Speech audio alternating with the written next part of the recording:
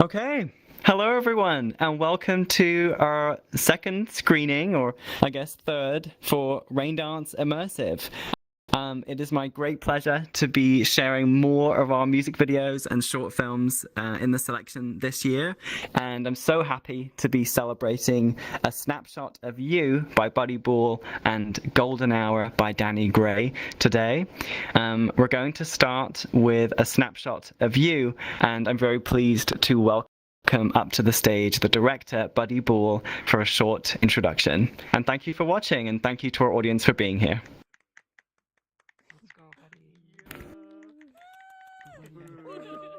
How do we start? Thank you for being here. This film was kind of made to be, I don't know, it was meant to be like the ultimate, like you could just throw this on, like something that just makes you sort of internally just feel good.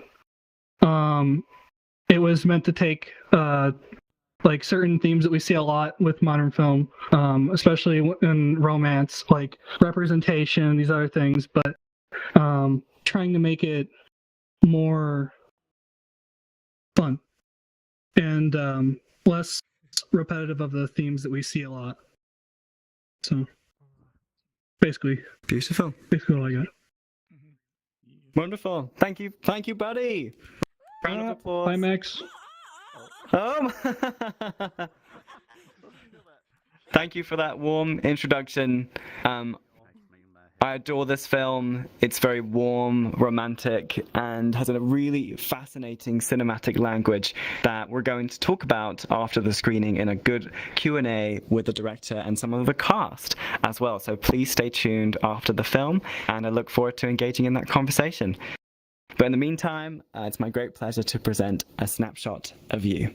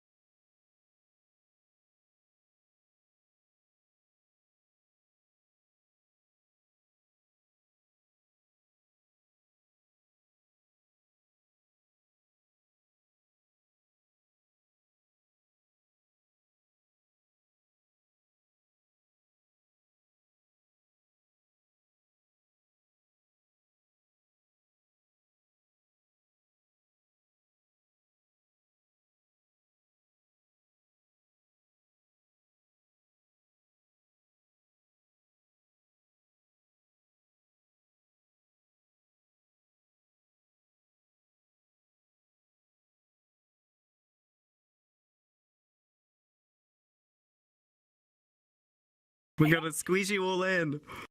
I'm glad that the sofa can squeeze you all. This is good. I'm very pleased. I'm so honored and thankful that you've all taken the time to come and chat to us today about the film. So thank you, first of all.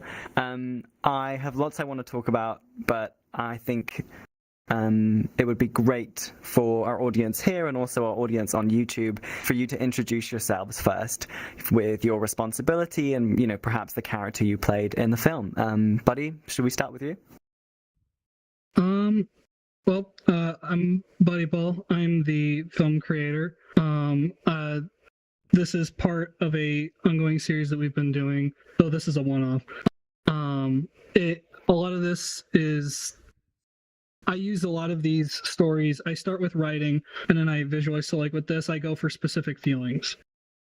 So that's my role. My role is just envisioning and executing. Great. And Puck?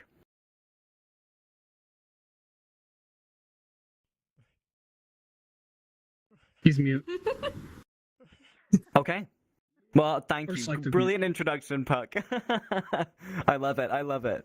Yeah, I mean, only in smiling emojis. No, that's brilliant. Banshu? Wait, real quick. I should actually just give. He's sure. He's sort of the co-producer. I should actually just state that. He helps with whenever I'm writing these scripts out. He's one of the main people that checks over them. Oh, huge role. Great. Hi, I am Banshu. I play Salty, and I enjoyed my time. Awesome. So nerve-wracking. Hi, I'm Pico. I play Aqua, I believe. I was a latecomer in this film. First film I did with Buddy. Very nerve-wracking when I first met Buddy. But yeah, it was an amazing time filming, acting, and yeah.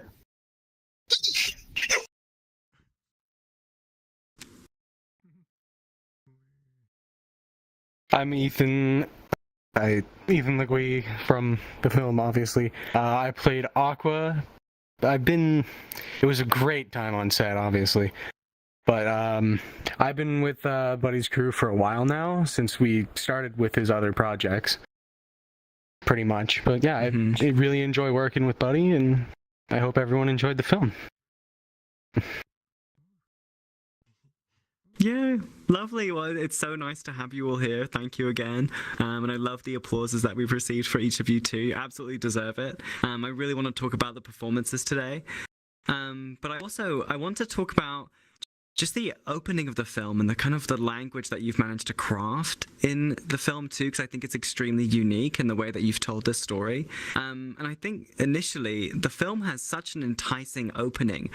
I feel we're swept into this colorful field to discover an inner dialogue of this person going through, what feels like an extremely lonely time, until that inner dialogue is completely interrupted by someone else. And I feel like the language that goes somewhere which is really surprising and really interesting and engaging. So to start with, I'd love to just hear about what made you decide to kind of create the film in this form of storytelling and use subtitles in this way, and what do you enjoy about making films in this way?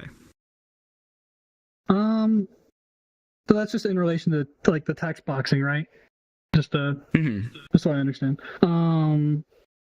Yeah, with it started as a limitation with although it was a style thing, but it was also it was a failsafe because it's like I've said, it's a series. So if you have characters in one episode, like we couldn't guarantee at the time that we could keep having voice actors that would be able to play the same role. So my solution at the time was to do text boxing, and I think this film is probably one of the best in terms of its use of it, because of the fact that the way I wrote it, there was actually there's the script, sometimes there's changes mid-set, and then there's post. I can change it whenever I want. So that first scene was very important to me. I very much, whenever I wrote this, very much identified with the themes of loneliness. And so the thing that the text box makes you read. You have to, in a film, sometimes you're looking more at the visual language or looking more at the music or other things. But whenever you have, like if you watch like an anime and you have to watch with subtitles, you're paying very close attention to wording. Instead of like most of your mind is looking at that because you're trying to understand what they're saying the story is. And so I wanted to take advantage of that more with this film in the way that, like, I wanted the wording to be specific in ways that if we did it via normal dialogue, it might have been harder to understand some of that subtext or some of the ways that things are phrased. And I thought, in a way, it almost makes it more natural. I think it makes you pay very close attention to these characters and how they're feeling. Well, I think the timing of the words too, and how you've edited the subtitles, it's very intentional. And I think the pacing is so brilliant in making it feel natural, in making kind of breathing the voices, into the audience's head. As I'm watching, I really feel their diction and their tone, which is it's really special and unique. And that's something that, when I was watching the film, also reminded me of the experience of playing a game. And the sound of their voices also reminded me of like Animal Crossing. Obviously, I don't know if that's a direct influence, but I was curious if there was any influences from games or anime, like you said, and what inspirations you had when making this film. I think Animal Crossing is probably a subconscious influence. The biggest one is Deltarune and Undertale. Those games were, especially Undertale, just because that was more longer ago, just so fundamental to how I think it was one of the first games I really invested in a story, and it made me really think about how I didn't want to do things because of how it made characters feel. And even the little, how we, like, everyone has their headcanon voices for these characters, even though it's actually just ba ba ba ba ba ba, it's like there's nothing there, but those samples they can evoke things, and sometimes they might even communicate certain bits of, like, they might communicate certain feelings better than even a voice could, just because your mind is filling in that gap. I think I'm really curious to understand how you found the sound of each character. And I'm also curious if the cast knew the sound of their characters when performing too. Just out of curiosity, and I have another kind of follow-up question in that context too. But I'm curious about that first of all. So I think, which one was Salty? I think Aqua was your voice, Bon. I think it was using a sample from you. Wait, what? What? Oh, right. Most of my samples, everything is made, well, not music, but like sound. A lot of the sounds, I try to have it all be like I do them, and so all the blips usually are my voice, just like heavily altered.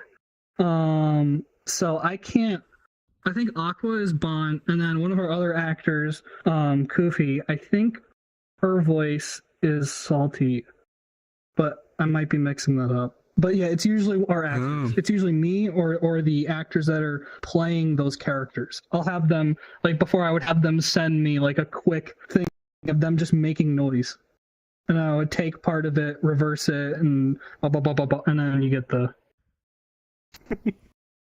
I see.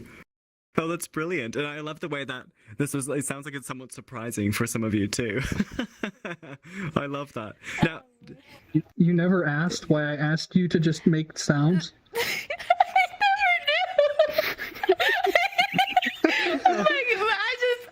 You tell me what to do, I do it. Had to make noises and laugh. Oh, well, I mean...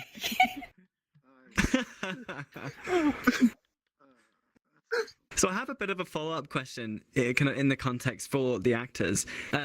When you're, doing the... Oh, I just realised the lights have gone off. We're having a moody Q&A today. When you're performing these scenes and, capturing the footage for the film, do you actually speak the lines? Because obviously there's lip syncing, you're speaking. Yes. Are you actually saying them? I wonder if you can share what that's like, the experience of being directed by Buddy Bull and actually speaking the lines. Should I go first? If you want. Go ahead. We might say the same thing. So, my experience with it was we do say the lines. Like Buddy gives us a script and then we just go on and act it. But the way that since we've been doing Buddy's like Camp Pollen series, we have like the overlay of like excess overlay or advanced overlay like on our heads, following our heads, and lower opacity, so we could still see who we're supposed to be talking to, but we also see the script, so we just like on the go, we just act and read the lines and go as we go. Oh, We should do a interesting. few I see. rehearsals to get pacing down. Yeah. Because another thing with text boxing, when we were filming, now recently we stopped filming with that in mind, just because we're going for longer form content. But for these, the way that you can't have certain, I can't do what I just did right now, like where I paused. I can't do that when I deliver my line, because the way that works with now you've set a hard stop. And that for a lot of lines in text boxing, it can potentially cause a lot of issues, and that goes into like the intentional stopping you see in the film. Those are parts where I allowed them to do that, because certain other lines, if they stutter or other things, I mean, a normal film you have to redo it anyway, but with like this, even like natural pauses can be just it could ruin it. Like it could make me have to go redo the shot. Right, I see. Did you have anything you wanted to add to that, Kuma? Another thing with the having to read it, we also have to make sure, well, basically what he just said, it has to be timed right. Because, like, if it's like one solid shot where you're doing a pan, like, you can't just have one person standing there not saying anything. It takes a bit to get used to, but it's pretty neat. I like it. I like doing it. Oh yeah, good. And I think the cinematography and the kind of direction of the film is really fascinating and I think really masterful. So I can definitely see the attention to detail there. Something I really love, and I think is part of the humor of the film, is the way the picture and the sound kind of roll on top of each other sometimes. We have these moments where the music will abruptly stop, due to the action of the scene. I think of that moment where is this kind of beautiful romantic gaze between the two characters, and then it's suddenly kind of pulled away again. And I'm curious if what your direction was for that sort of rolling style in the edit, and what sort of feelings you were trying to evoke. It kind of made me feel like there was an anxiety built into the direction that's kind of reflective of the character, and I was curious if that was intentional, and just generally what your direction was in terms of the edit. Well, for the first scene especially, one of the things that's introduced is, I'll state how it is in the script. Not you wouldn't know that the location that Salty's in is called the Field of Dreams, but it's supposed to be her safe space, like the place that she imagines in whenever she is feeling down, and it's her escape. And so it's supposed to be like in the beginning, it's isolating, and then we match cut that isolation, like she's surrounded by flowers, but she's identifying that it doesn't feel, she's not part of that. And then we match cut to her being in a city completely alone. And having that disjointedness, like it's a completely different locale, but the feeling is the same, not worse. And so the minute that she, oh, one sec. Am I back? Okay. This is close enough. The second that Aqua offers help or offers a kindness, a gesture of kindness as a complete stranger, just an act of goodwill, when you have that moment between the two, that's supposed to be, the match cut is supposed to bring us Salty's being brought into, not Salty, Salty is going in her safe space now. Aqua has been allowed into it. She's now she's seeing her in her safe space, in the place that she's supposed to feel, her positive area. And so the match cuts are supposed to be kind of like then her being pulled out of it and back into the moment. It's supposed to be more like a daydream. I think that's beautiful. Like the wipes that you've done are so clean and so beautifully crafted as well. I'm sure there was a lot of time spent matching the action and color grading as well. I know that you, like Ariel in one of our previous conversations, are really interested in color grading, and I know you could probably speak for a while about how you treated the footage and got the sort of look that you wanted to get. Was that something that was important to you in post? Not, I mean, what I did is not near as much effort as Ariel. Ariel's is next level. Matching the anamorphic style is insane, and I pulled off nothing near as awesome as that style. I think for me it was matching, trying to make like certain area, like the Field of Dreams needs to feel colorful and alive. And yet there's kind of, I have to check again because my mind could be misremembering, but there's just like a coldness to it. And matching it with the immediate, more warm toned like environment in the city. It's very like brown and orange. Like I don't know. I think when I did it, I don't think it really went beyond this feels right. Because for me, a lot of my editing is just I go for a feeling, and for this film, it's that feeling you get at the kiss. That was when I wrote the entire script. That was the feeling I wanted. The feeling that I have tested before we released it, like tested and seen that it's gotten from people in the script. I wouldn't move on from it until I got that feeling across. And so with the coloring, I think it was just a similar thing where now I'm a little more meticulous because I've become more experienced since then. But with this film, it was definitely just, a lot of it doesn't go beyond just, I think the most important thing from it was just feeling. Does this make the scene, does the coloring evoke the emotion that the characters are feeling? Right. Well, I think you've achieved that, and I think I'm sure it's relatable to a lot of filmmakers too, in the way that an edit can be informed by just one scene a lot of the time, and you're always working to try and pay off that scene, typically the climax. So that rings at truth in many ways. I want to take it back to the cast, and I know you've already introduced yourselves briefly and maybe already answered this question, but I'm curious how Buddy Ball discovered you all. Were you friends prior? And what was appealing about this project? What was the thing that sold you on it and wanted you to be a part of it?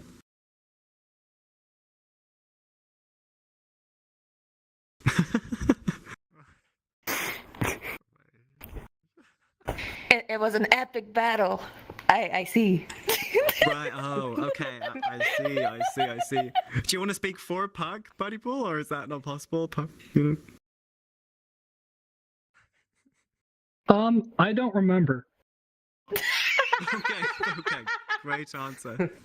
Okay, well, Bonshu, let's move to you. Well, when I first met Buddy, it's just like it. Since the very first time I was playing VRChat, I was introduced into a group, and Buddy was in that group.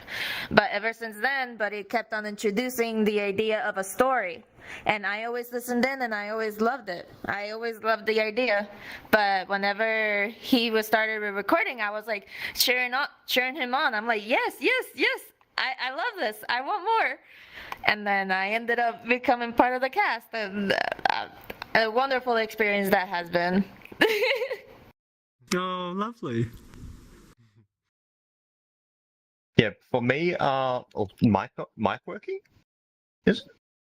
No? Yeah, we can hear you. It's working. We can hear you. Okay, it's all lining up. For me, I was randomly hanging with Bon. And she was like showing me some of like Buddy's like videos. Then we got into a discussion like, hey, would you want to be a part of the cast or something on the line? Be like, hey, Buddy needs more actors or background actors. I'm like, oh yeah, sure, I'll join in. I've done like two other projects before. Nothing with like voice acting. It's more like background acting. So introduced me. It was very awkward meeting Buddy for the first time. And yeah, now I'm a main actor for Buddy, and I'm absolutely loving it.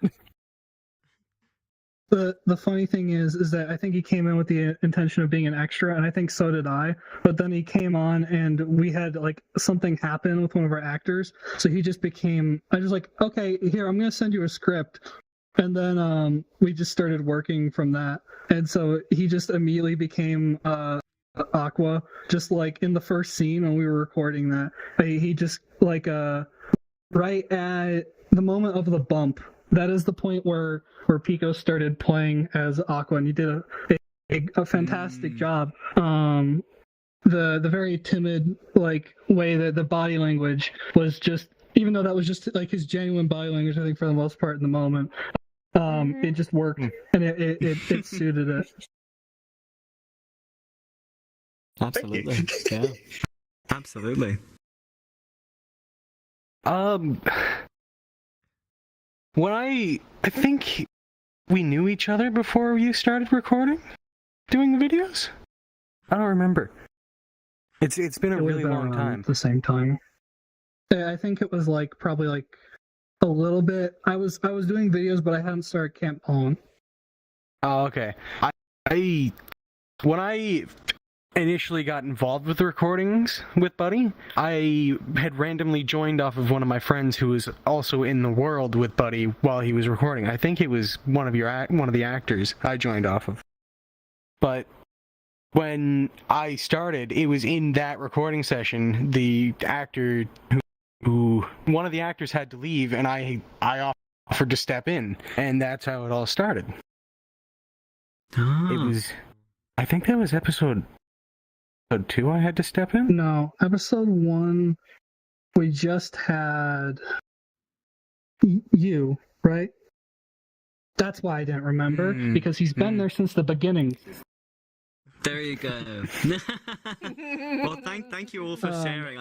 I love how organic it is. Typically, finding friends to collaborate with, especially in VR, and especially in VRChat. And so it's wonderful to hear just kind of accessible it can be. But sorry, buddy, did you want to add something? No. Sorry. Okay. Well, something I really want to mention that you've already brought up in passing is that this film is part of a bigger world, I believe. And I would love to give you the opportunity to introduce to our audience here and audience on YouTube what is this bigger world, and how can we see more of this? So it's a project that has been in development for the past, I don't like doing the thing where it's like, this has been in development since the dawn of time, but it's been in development for 3 years now. It was 1 year of conceptualizing and me being like, I'm going to do this, and then like not doing it. And we're now on year 2 of actually doing it, and it's called Camp Pollen. It's a sort of dramedy indie web series that we started very much with a heavy skit comedy focus. But I always had the intention of building it up over time, and sort of that thing where it's like, as elements happen, I wanted the idea of a comedy that ends up becoming a drama because of what we know of the characters. So it's supposed to be where we have these people that have connections, sometimes have issues, and just sort of a lot of mystery, and how a big focus on community. Like it's a general theme of that's what with this connection. We just finished filming a different film that I'm going to be very excited when it's done to show you, because I think you're really going to like it. We just wrapped on a film that has a mouthful name. It is called A Conversation Between Two People That Don't Matter. And it's very similar. It's a film about two people meeting that have a conversation, and both struggle with like existentialist, like they're both sad people for different reasons, but they find connection. So it's about the whole series is about like finding truth, finding hope, and finding people. And we actually I just finished. I just got up the IMDb page, so you can actually find it on there. It's on my channel, so it'll link through there. So if you go on my channel, Buddy Ball, you'll be able to find the playlist with it. If you look at the release schedule, it starts getting more and more spaced apart. That is because we went from making 2-minute episodes to 3-minute to 6-minute, back down to 3. And then our current episode we're about to start filming within the next few weeks is the script for it is 27 pages. Well, there you go. Find Buddy Ball's channel and check out the rest of Camp Holland. I highly recommend it, and it sounds like it's only getting bigger. So now is a good time to catch up. I think now is a nice opportunity to go to audience questions. If anyone has any questions for the cast and director here, we'd love to hear from you. And if not, I always have more questions myself. If anyone has any questions, please come up. Do you have a question, Maria? Or are you just getting a better seat? I see. Fernanda? Yeah, I was AFK for like 2 minutes. I don't know if it was answering, but since it's only text-based, you can pretty much have any language. Do you plan to upload more language and not just English?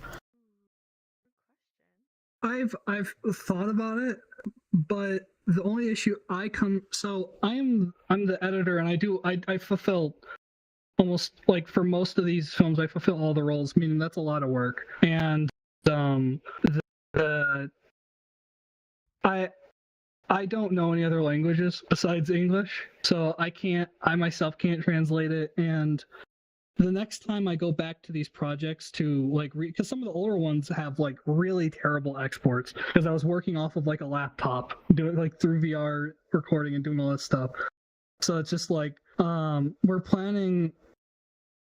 I guess the best way to answer is that eventually after this next thing we're recording, we're going to be going back and reshooting episodes 1 through I think 8 now, and we're going we have revised scripts for them so that it's more in line with how we're writing currently. And with that, we're actually removing text boxes so that they can be dubbed. So they can be, I think there's going to be more accessibility with some of it, because not every episode uses it properly. And it also adds a lot of work that it's a lot of work for a limitation on your audience. Because you have that problem. Like, if you can't read English, you just can't. Like, there's no option. There's no way you can't add subtitles on top of subtitles. You know? So it's like nobody could just go in. Like on YouTube, if somebody watches it and they want it to be in Spanish, they could upload a subtitle for the whole video if it was dubbed. And then there you go. Now it's in Spanish. You can have the subtitles in Spanish. It's awesome, but you can't do that. It's weird if you do it how it currently is. So, I have thought about that. Yeah. So let's say there's another YouTuber that just dub your video. Are you going to be mad at them? I would definitely want to be consulted. Sure. If someone else goes through the effort of actually like re text boxing it, that would be, or like redoing all of the timings, doing all that stuff, that would be awesome. And I would appreciate. I probably would let them post it, as long as it links back to me. I would just need to be consulted. Like, I would definitely want to be in the know. Oh my goodness! If people want to voice it, that's freaking cool. Once again, we never know. Same thing. I would just want to be consulted. And I would also probably talk to them, because once again, I'm reshooting a lot of it, because my earlier stuff, it's a lot more rough. So I want to have that. I think this, for that problem, like dubbing it with a different language, I think that problem will get solved inevitably anyway. Because I do plan to have the mix and the dubbing be separate, so that I can, if anyone does want to dub it, I can just send them the file and the mix, and then they can go at it. Right, yeah. Good question. Thank you, Fernanda. Yeah, since the beginning when I started to watching it, I'm like, oh, since it's just text, you can be any language, you know. Yeah, just takes a village, huh? you gotta have the people to do the work. Yeah. But really good question. Bonito has a question, and then after your question, Bonito, I think we'll wrap up there. But please come join us. Hello. All right, I always have questions. Hello. Great work, everybody. I was curious about the character creation / design. I haven't seen all of the series, but I'm curious, what drew you to the base meshes that you used, and are the colors and the hair meaningful? Yeah, that's. For a snapshot of you, the characters were designed with they're one of the few times where technically all of them are designed for the series, because I those ones were made 3 years ago before the thing was filmed. I made them as public models. I chose a lot of the Nanachi based base just because that's what I prefer for my avatars, and I wanted to add public quest compatible avatars, because at the time there was none. There was no and if they were quest compatible, they were heavily just neutered, and it wasn't great. So I wanted to add options to people, and so I made these models that were more minimalist in their design, so that people could just fit in, and I would add bios and things to the characters, because I knew I was going to be making a series off of it. And so with this film, normally the hair is just what is openly available, that I can use, because I can't do 3D modeling, but I've done all the designs, I've done all the substance, the retextures myself. And with Snapshot of You, I did search for specific hairstyles that sort of complement the character, complement their personalities. So that it was the hair is intentional. The designs, I once got a question that was whether the designs are intentional to the story, and they're not. It's just if you have a connection of the design and how they look with the story, then that's more interpretive. But it's more supposed to be these are just two people, they're very cute, and they get along, and they end up forming a connection.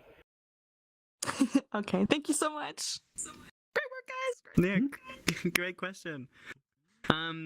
I think that's all we have time for. I want to say, before I say thank you to all of you, I want to say a huge thank you to MaxFilmsVR, who is running our stream camera to YouTube today. Thank you so much, Max. You've done an amazing job.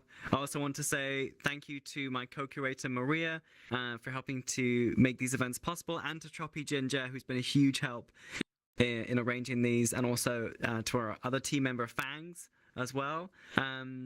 Thank you to our VRChat audience for being here in person, for the great questions. And finally, thank you so much to Buddy Bull and your amazing cast, and for sharing your film with us. This has been wonderful. Thank you so much. Round of applause. Thank you so much. This was a pleasure. Got anything to say real quick? Real quick, you got anything to say? Cheese. Bog. Yeah. Oh, wow. Yeah. That's it. That's what we needed. Now, for those watching on YouTube and in VRChat too, our next screening is going to be of Danny Gray's music video Golden Hour, which I highly recommend you stay for. For people watching on YouTube, please go to Danny Gray Productions on YouTube to see the music video. You can see it there right away if you wish, and we'll get started with a Q&A in about 15-20 minutes after a short break. So please stay tuned, and we'll see you very soon for Danny's music video. And I'm going to steal all of you for some photos. Max, you can go to the graphic.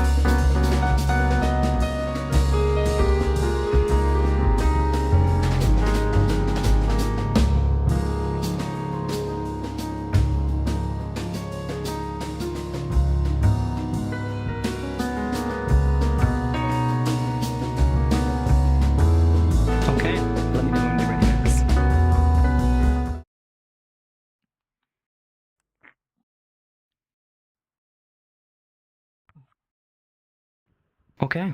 Thank you so much for watching Golden Hour. The music video is so stunning, both visually and in its performances, and I can't wait to engage in a conversation about it. It's my pleasure to welcome the director, Danny Gray, and any collaborators you wish to bring up with you. Round of applause for Danny.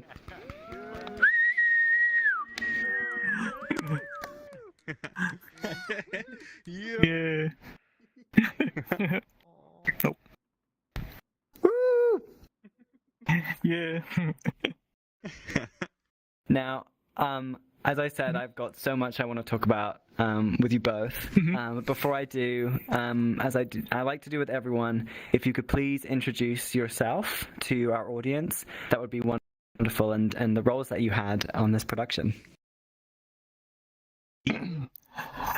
Yeah. So, my name's Danny Gray, and I'm a VRChat video producer for 2 years at this point. I've been on and off with video editing as a hobby for 15 years, and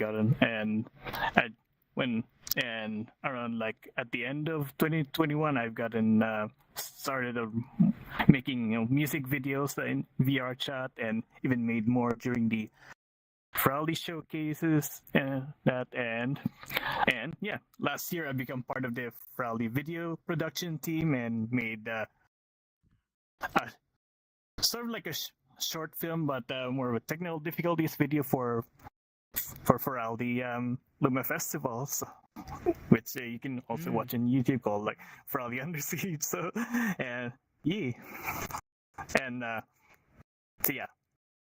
for this Golden Hour, this is, as I said, this is originally was made for the Frowley Silva showcase, and serves as a prequel for the Snow in Sweden video that I did for Whispers, and So I pretty much serve as the director, DP, and storyboarding all that for the video with the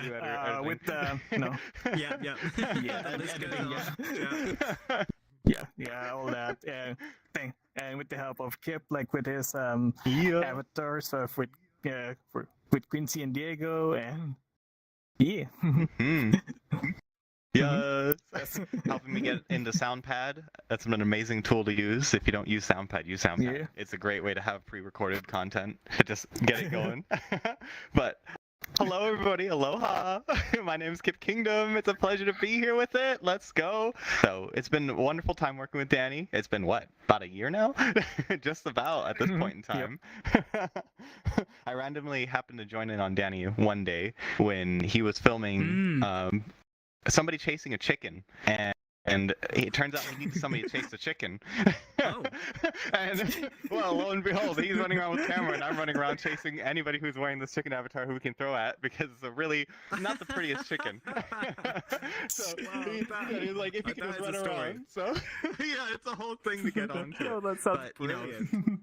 Yeah, it's such a, when you think about it, it's such a tonal whiplash coming from, originally running around my play space in my room, facing this little not so beautiful chicken, to suddenly now here we are, creating, work like Golden Hour, work that actually, helps inspire and helps really just bring realism into just so much of VRChat, because there's oftentimes that here we are, we face so many things that happen, that can happen in our day-to-day activities, things that nobody will ever know what goes on, and things that will never know how complicated our feelings are. So getting to do this with Danny, getting to work on this, be the main characters, play it off. Also, of course, we got to have our one and only Byron, our Coda as well, Emerald, the Shiva, helping out with playing the characters who aren't with us today, but they definitely, helped out when we had scenes with multiple people, or even just channeling. Yeah, exactly.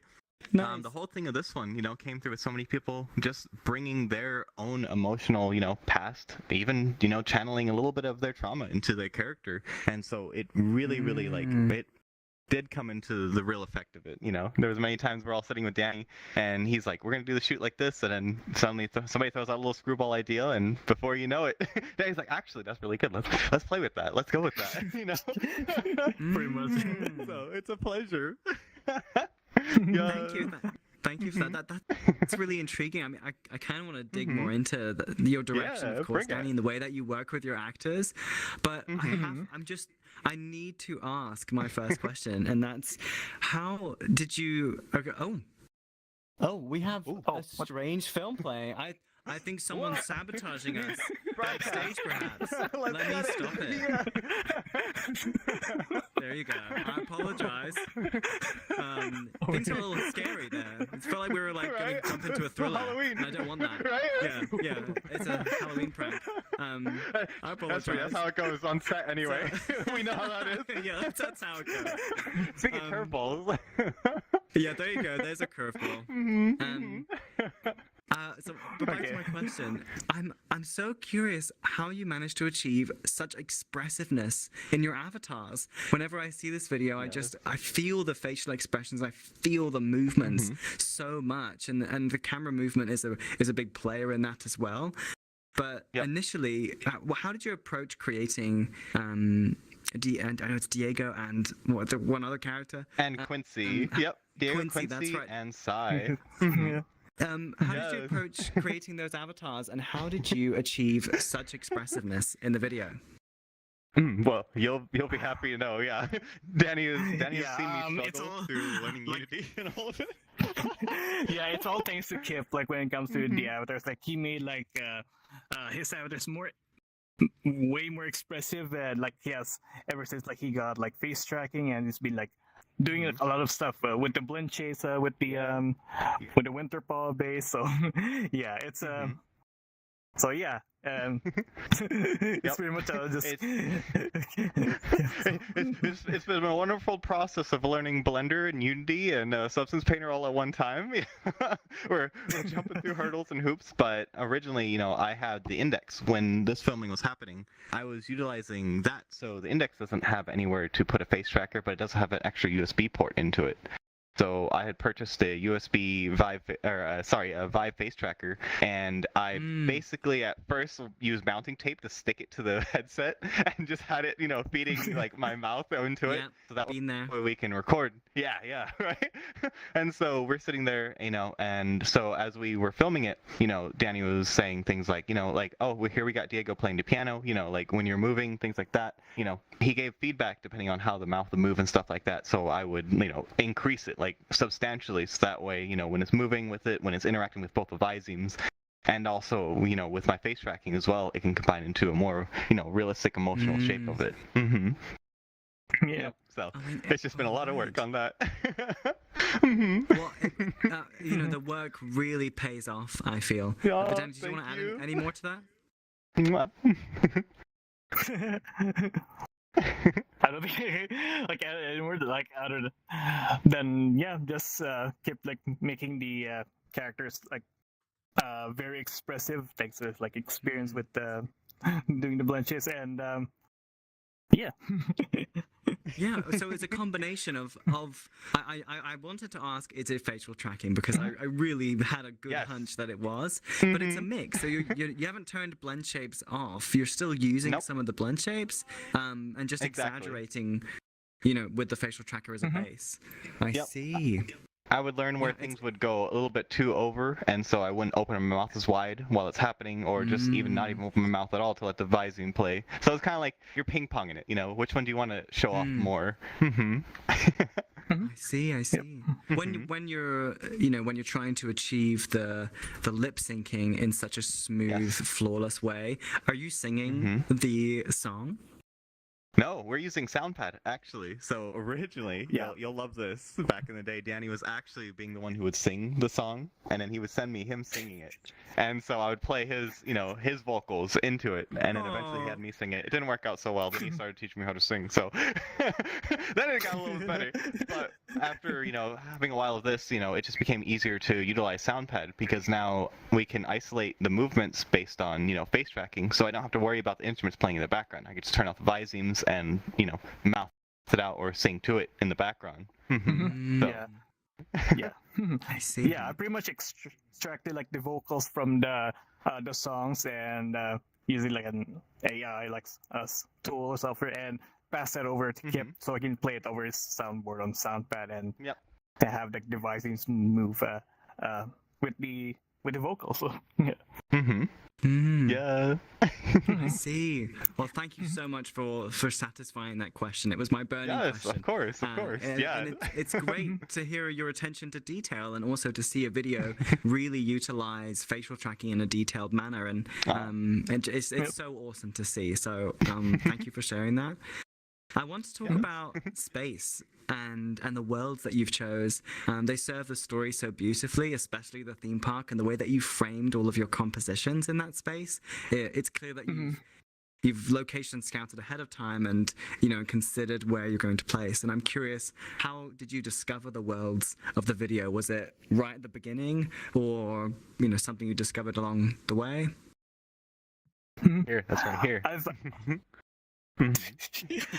Yeah, I actually found the world like way back before I made the video. Like I thought like it would be like a great like world to be in like a future project or something. So I saved it to my favorites, and and when I'm trying to like gather up ideas for what I'm gonna do for the showcase, I picked the song Golden Hour, and I'm conceptualizing what's the video's gonna be about and where would it all be located and everything. And I thought like the theme park world would be a great world to like have it set for when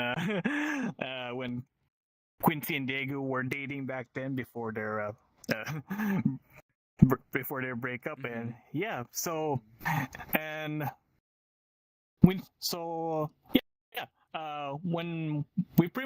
when we get to that, when I've gathered like a bunch of my actors in that world, like I did some like location scouting, like at first when at the first time we get on there, and it's like getting some ideas like where the actors would be sitting or what they were doing in the environment. So just to like fill up this space so the place was more like lively instead of like being alone, like only the two characters exist in that space. So just to make the make the world feel a little bit alive, so instead of like just an empty. So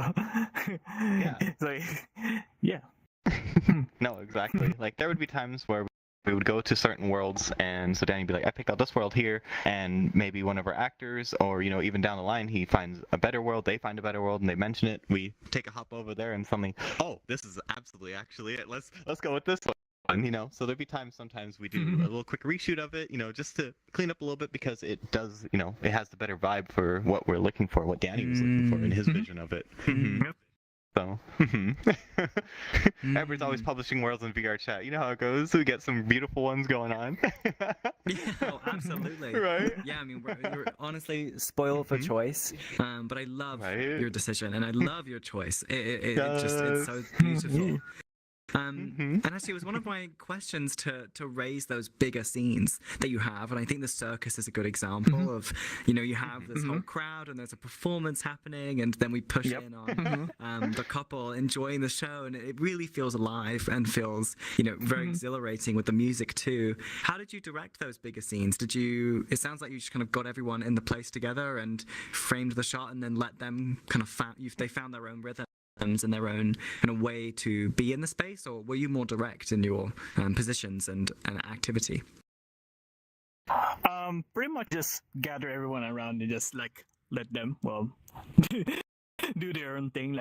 Like most of them are just like finding their seats around the circus, and two of our actors like suggested that you're gonna be like circus performers like in the middle of the of the stage. So I'm pretty much like open to like any suggestions for from any of my actors, like that would like suit better for like the location that they're in, and also like the vibe, the mood for the video I've been wanting to make. So no, absolutely. Like there's many times he'll be like, find your seats wherever you like to sit. If anybody wants to come into the center and perform and things like that, like absolutely get in there. So it gives a chance for so many people to come together and just really express their own ideas into this.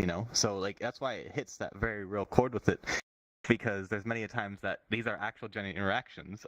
For the scene where Diego is punching the little speedball, where he's hitting it as hard as he can, it kept erroring out the number, so it kept saying like 0, 1, 0, 0, and that's why he was like, "What? What's the question?" You know, and everybody else was like laughing about it because that's genuinely happening, you know, rather than just like, "Oh yeah, he punches really hard, everybody be impressed." It was more like, you know, he's sitting here trying to get a high number and it's not working. And that was the scene of, I mean, he was, you know, Yeah, it's so, actually like adds to the. Yeah. It does. I it's love sometimes that not scene. the main Yeah. take. Right. Well, yeah, I think that scene feels really organic, and the people Yes. surrounding, you know, react, and it's clear that the Exactly, reaction yeah. was genuine. Exactly. Yeah, that's awesome. Yeah, it wasn't a perfect scene. It wasn't, you know, the number one idealized scene. It was the one that, you know, vibed the most. It was funny. It was like, it's a good memory for everybody. Everybody had a great time in the Discord talking about it. So that's the one that got used, you know. I love that. Well, speaking of takes, and I think I can speak for everyone in the room and everyone who's seen the video, one of the most incredible and visually stunning images in this video is the push-ins and the pull-outs. You have these incredible like pushes towards the protagonists and then pulling out, and the movement of the camera just feels so continuous, you know, during the edit. Like some of the cuts just astound me. One cut in particular, we're doing this arc shot around the white-furred character. I think is that Diego? Quincy, sorry. Yep. We have this amazing arc shot, and then we cut to Diego playing the piano, and it just hits every time with the movement, and everything works so harmoniously. My question is, how many takes did you do when it came to those push-ins and those pull-outs? Was that something that you took a lot of time to achieve? Or actually, did you manage to do it quite quickly? How was that process, out of curiosity? It doesn't like take too many takes actually. Like, I mean, like the roller coaster around like just loops constantly. So it's not like it's like only happens like like every 3 minutes or so. So yeah, we only had like like 3 to 5 takes of him like of singing as either Diego or Quincy, and I just pretty much like and the edit I just pretty much get like the best shot I have for for the specific part of song for and whatever, and the best performance, and also like what's like as well as the roller coaster passing by like this. So yeah, I pretty much just get like the best takes for those like out of those things. Yeah, no, Got like you. the scenes where Diego's playing on the piano, you know, I pulled up the music sheet, so I'm playing the keys on the piano as accordingly as I can on index, you know, and so what he's doing is, you know, Danny will say, okay, you just sit there and you play, you know, the beginning part of it, the first half of it, and while you're playing it, you know, just I'm going to circle around you until we got something that looks proper, you know, and so he'll do it a few times over, then he's like, I think I've got it, and then he'll do that one last time, and there it is, you know, it's set. It's very quick. Like Danny's really streamlined with it when it comes down to getting the shots very quickly out there. Yeah, pretty much shoot a lot of much of coverage as possible, so I have like a lot more choices like in the edit later, and there was quite a few of those shots that weren't even used, like the one where we had him playing in this essentially a giant music box that it would open up from a canopy and it would show off the stars and things like that. You know, so like we were able to shoot multiple locations, and even if we didn't use all of them, you know, like it's still very fast. So it wasn't like anything more than maybe like usually our shoots are about 2 hours long when it comes down to it. Like it's really quick. Nice. Oh, I feel like that's always the goal in film production, you know, and this goes for VR and live action, is just to be as efficient as possible, you know, and try and be snappy and prepared and well planned, and so it sounds like you know you've achieved that very well. Oh yeah, Danny's a fantastic director when it comes down to that. Right. Now, just staying on that the camera movement. I'm curious, Mm-hmm. for those big push-ins and big movements, that's obviously happening in production and you've achieved that in camera. But if I may peel behind the curtain a little bit, are there movements added in post too, like to create more subtlety and subtle kind of handheld movements, or is that all in camera? Because it's so, the movement is continuous all the time and it's so well done. Yeah, most of the shots are actually like done in game on camera. Like I had to, I used like the drone a lot along with the zoom to like get like these big push-ins, push-outs, and some. And there will be some occasions where like the shots are clearly static, and I just like zoomed in or out in post. But yeah, but a lot of it I tried to have it done through on camera, so it's feel like more natural and actually adds to the to the mood of the video. So yeah, because I really enjoy like a lot of films that has like, a lot of like big camera movements and all of that, just to like give the audience like a certain emotion, or like that's Yes. It's so well done. And I think, a really nice detail, just staying on cinematography too, is your use of really tight lenses to really bring intimacy, into the characters. And you also have this lens blur as well, and it feels so romantic, and, it really stays true to that genre and in that kind of form of cinema. I loved how you graded the film and the transitions that you create and the warmth in the imagery. I'm curious if that sort of color grading and editing form was something you wanted from the beginning. You wrote the warmth and the flashes and the transitions from the beginning, or if that's something that you really found during the post. The color grading is something I've been kind of experimenting in the post until I get the right like color that I wanted for the video, because it's supposed to be like a set in the past. It's supposed to be like nostalgic and everything, and I added like the not only the lens blur but also like the film like the film burn effects and all that, showing that this like a past memory, like a kind of like a degrading film, and yeah. I see. I feel like I'm talking to every director about their color grading.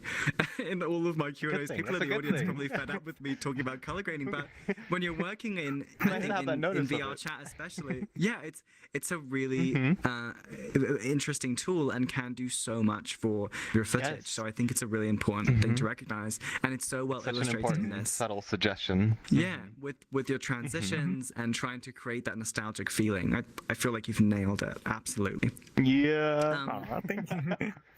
Now, I want to dive and talk a bit about story. The ending of this video, when I saw it for the first time, not seeing the kind of the sequel to this, my jaw just completely dropped. You're in this joy and this utopia, and you're so happy, and then all of a sudden it just comes crashing down. But the way you've used the music in that sequence is amazing, and I'm curious if you wrote the story from the very beginning, and that sequence at the end, that was the breakup and the kind of reflection scene. How did you? Was there a point in the production or in your process where you realized the story and said, "This is it," or did you have it from the very beginning and were shooting it? I kind of already have this story in mind from the beginning of shooting it, because I've already done the Snow in Sweden video, because that video is like with Quincy dealing with the aftermath of a breakup, and this is and this video is just Diego. This is his side of the relationship where he's like dealing with the breakup, and also like reminiscing like the past of when they were dating back then, and all that. So yeah, I pretty much like already like conceptualized the story already, and yeah. No, like Nice. every now and then I suggest, I'd be like, "What do you think if we do this?" And Daddy's like, "No, we've got it." I've got it set. Let's do this, Kip. And I'm like, okay.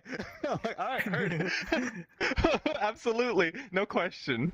Yeah. So he's definitely, like he was on it when he was starting to film this one. Definitely coming off of Snow in Sweden. He had his idea, his direction going. Like it was fast. It was really really quick how fast this all came together.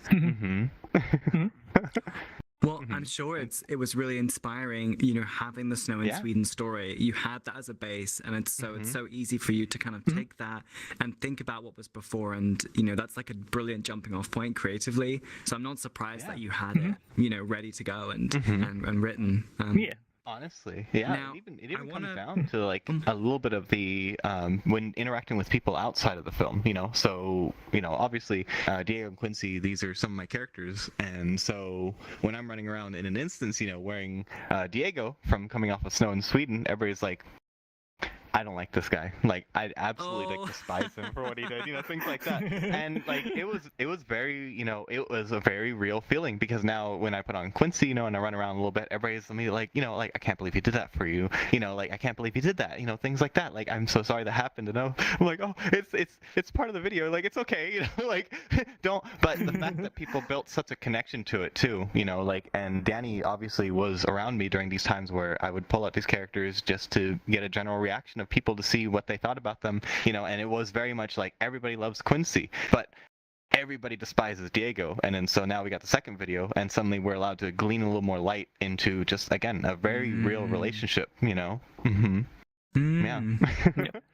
I love that. I mean, you're building some complexity and that's truthful for relationships. Yes, that's great to see. Now, I really want to open up for some audience questions, but before I do, I really want to give you an opportunity to highlight what you're up to now, Danny, because you have quite an exciting project on the horizon, and I'd love for you to be able to share that with the audience before we go to audience questions.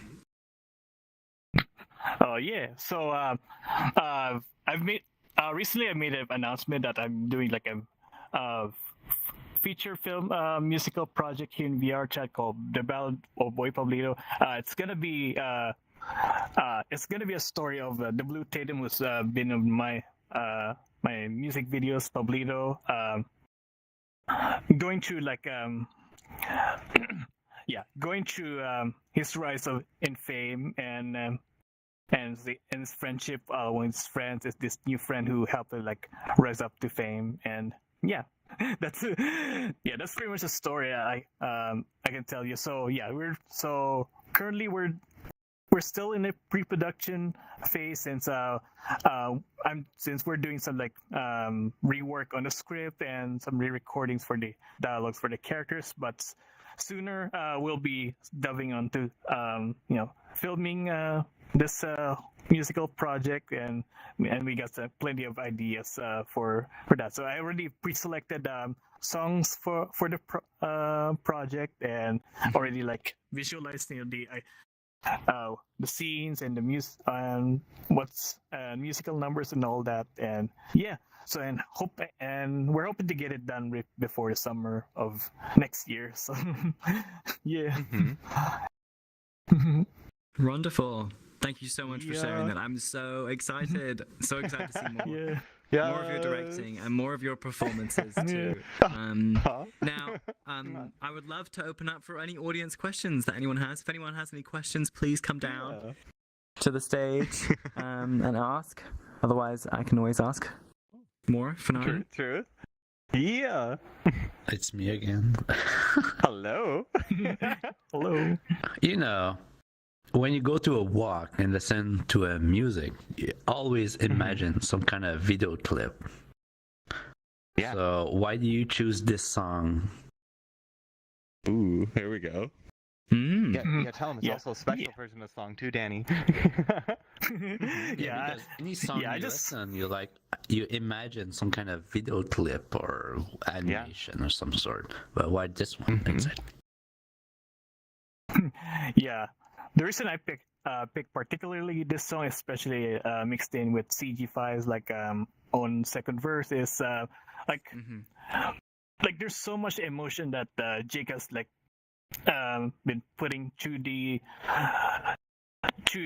song, and and also having CG files the second verse really adds into it, like because this video is about like the relationship between these these two characters, Quincy and Diego, and I thought like it would be best to have Jake be like Diego be kind of like portraying as Jake, and then Quincy portraying as CG5, who did like the original second verse. That's kind of like has like sort of like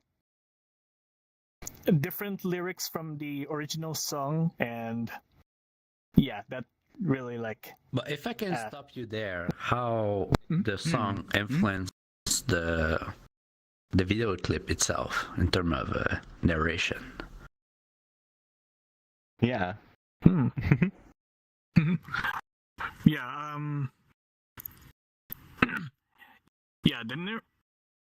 Yeah.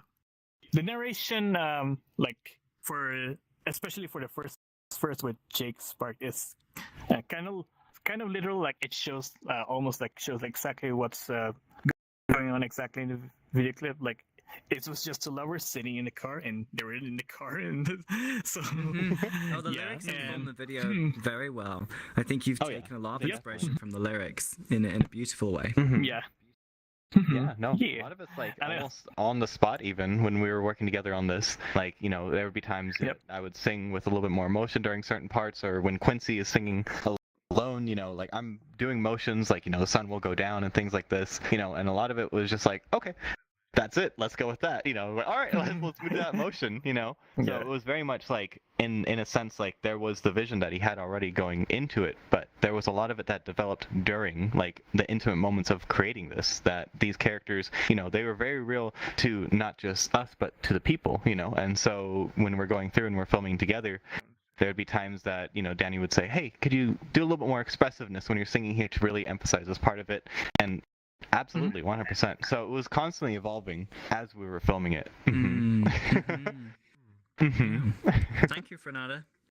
Great question. Yes, we appreciate you, Fernanda. Always coming up with good questions. Does anyone else have any more questions? We need them. Right. Any more? We're looking. I'm listening. No. Well, I'm sure I can. I should check YouTube stream. I guess another one, I guess. Ooh, double Fernanda. Okay. I'm down for it. Okay, Let's get double it. Fernanda. Right? Let's do it. Let's do it. Okay. Bring it. All right. Yeah. So in the video clip, there's some kind of betrayal because you match with someone and they saw you with another person. That's actually a big question. If you're getting towards what I think you're gonna ask, that's a question we get a lot. that way. Maybe the song was not in the same vibe, but visually you did that. Well, Danny, on this one, it was originally kind of almost open in the beginning with it, because we did get a lot of questions about people asking, like, were they actually, like, doing things together, or was he just like talking to him and it was like a misunderstanding? Kept it ambiguous, right? Yeah. Yeah. That's something for Danny especially to expand on now, 'cause I can't we can always interpret a song better. Yeah. But for you, what happened? Yeah. Yeah. The reason especially since I picked the reason that I picked like CG5 as like or second verse, because like there's some in that original verse, like it feels like there's some doubt, like with the relationship when it comes like how he written the lyrics, how he worded and is sung it, and it's totally different from like the original song from Jake. So so even though you don't see it up until the very end, like Quincy is kind of like as sometimes doubting if this relationship would work, even though they're having like a good time in the amusement park, and like he's so it's keeping it ambiguous. A lot of subtleties to it. It's very subtle, like how It's kind of like in the sense you meant as many people have bonded with these characters, you know, in that way you kind of do help inspire and shape that because, you know, again, we've all come from different facets of life and we've all come from different relationships of life as well too. So some people bonded to Diego, you know, when we played over in, you know, within Ferrari Silva, people were, you know, I was in a room full of people, you know, guests, and they were gasping and they were like, oh my goodness, you know, like, and then I heard, you know, some people be like, I can't believe you did that, and I heard other people who were saying, you know, things like, you know, I was guilty of doing that kind of thing in the past, you know, and it very much hit a chord for a whole bunch of different people. So having that, yes, like it seemed ambiguous because for Diego coming into it, he doesn't exactly know what's happening, and it's just like the viewer, you're going to that same sense of like, were they cheating? Because that's the original thought immediately, you know, for everybody, almost everybody was like, hey, you know, he's got his hands on his shoulder, he's doing something with him, you know. So it left that open in a sense, you know, but it depended on what you saw with it. And who knows, maybe we'll put more. Cough, cough. Well, that's really well said, Kip. Yeah, and I think the camera, the way you framed those scenes, also lends itself to that. You know, we're in these big movements, a lot of intimate shots, and then we pull out, we've got more of a mid shot, and we're glancing, and, you know, coming behind the wall as well, and we're seeing it through Diego's eyes, right? And so it's, you know, it feels right to be somewhat ambiguous and confused and fast and chatting. Yeah. Well, we don't know from exactly. It is. That's why we're seeing it through. Like, it's still it's up in the air and confusing. Yeah, it comes through. You know, you have Sai. It's not cheating. Exactly. You have Sai who comes through, and it's like, you know, like, hey, we never know. And then you got Quincy coming through, you know, and there's so many like little emotions, little subtlety emotions that most people will pass up because they're not looking for that, because they don't even want to look for it in the first place, you know. But for those of us who of course have gone through these paths, who have, you know, faced a lot of complex relationships with people, it's something that you can really look deep into, and you can find, you know, very much an answer from it. Okay. I feel like that's all we have time for today, but thank you for that, Fernando. You asked the big question, I feel like. Right? You had a great one. Yeah. Yep. Yeah. So, once again, thank you so much to Max Films for hosting our YouTube stream and for our YouTube audience watching. Thank you to Troppy Ginger and Maria for helping to manage the event and for making this possible. To Fangs as well for our other team member. To our VRChat audience who are with us live, and our YouTube audience, and then finally Danny and Kip for sharing this video and for engaging in this conversation. This was wonderful. Another wonderful screening at Raindance Immersive. Thank you so much. Pleasure. Applause. So much. Thank you so much for having us. It's a pleasure. Here. Thank you so much for having us.